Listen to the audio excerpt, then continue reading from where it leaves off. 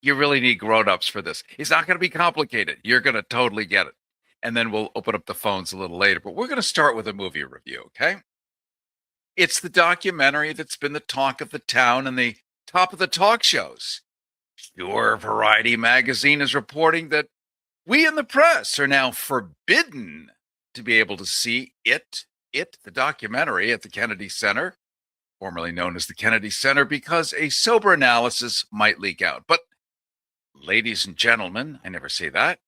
Now, scratch that. Subjects, you can now rise, adjust your posture, lower your expectations, because you're not going to be merely watching a documentary. You're being granted an audience. This is the documentary you've heard about.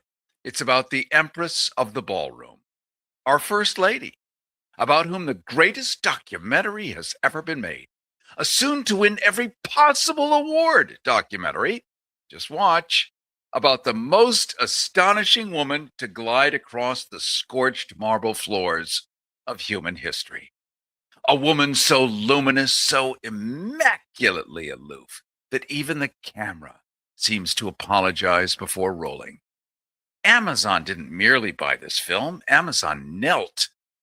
$40 million for the rights, 35 million more to announce to the world that yes, capitalism has finally found its final form. Worship with a streaming interface. The visuals? Regal. The lighting? Vatican-level reverence. The pacing? Slower than time itself. Because when a goddess moves, the universe waits. This isn't propaganda. It's devotion. Filmed in couture focus.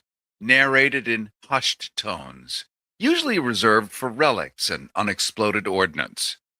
Now, you may have heard rumors, ugly, jealous rumors, that 2/3 of the crew declined to be listed in the credits. Now, let's correct the record with elegance. They didn't refuse. They withdrew in humility. Because how does a mere mortal, some grip named Steve, some camera op with opinions, justify placing their ink-smudged name next to a being of such poise, such marble stillness, such metaphysical detachment? To appear in the credits would have been presumptuous, pompous, arrogant, like autographing the Sistine Chapel because you held the ladder. This was not a protest. It was a monastic vow of silence. Yes, the First Lady exercised executive control. Nobody else gets to do that, but she did. Of course she did. Because you don't ask Michelangelo to crowdsource the ceiling. Final Cut wasn't control of the final product of this documentary. It was curation, truth refined, reality edited for posture, history, but with better cheekbones. And the director, yeah, the director, a controversial figure, they say. A man with a past. Well, that's what they're saying. But what is controversy if not proof that an artist once mattered too much? Redemption arcs are biblical. This wasn't a liability, it was texture. Shadows exist only to make the subject glow brighter. Every so called problem with this film of the secrecy, the withdrawals, the silence, the air of quiet terror, all have been tragically misunderstood. These weren't red flags, they were awe. The kind that empties rooms.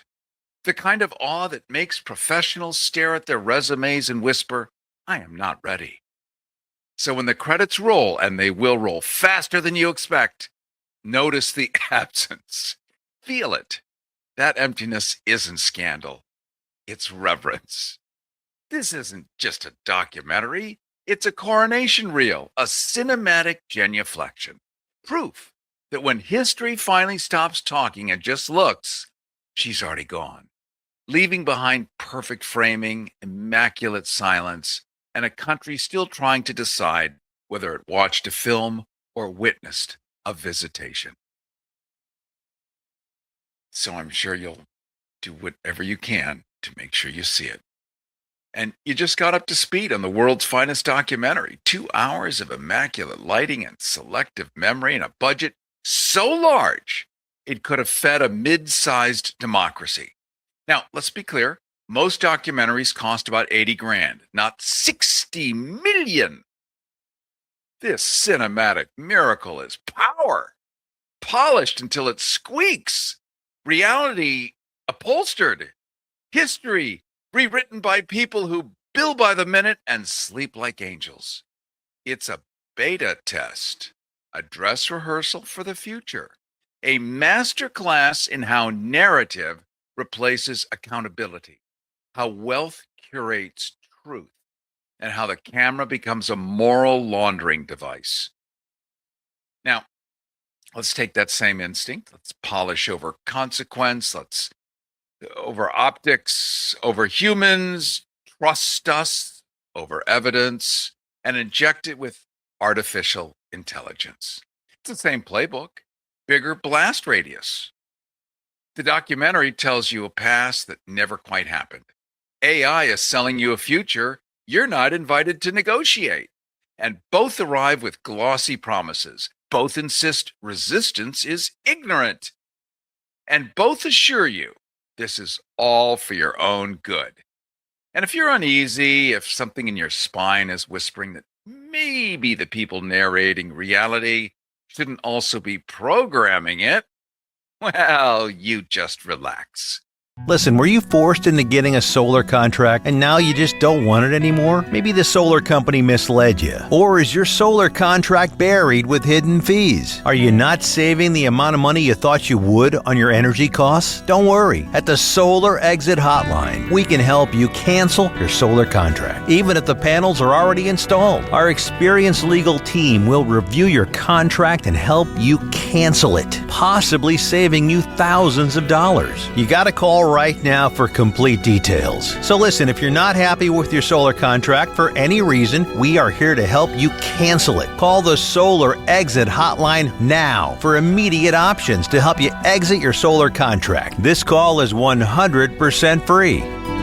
Call 877-406-5860. That's 877-406-5860. Call 877-406-5860. That's 877-406-5860. Call us right now.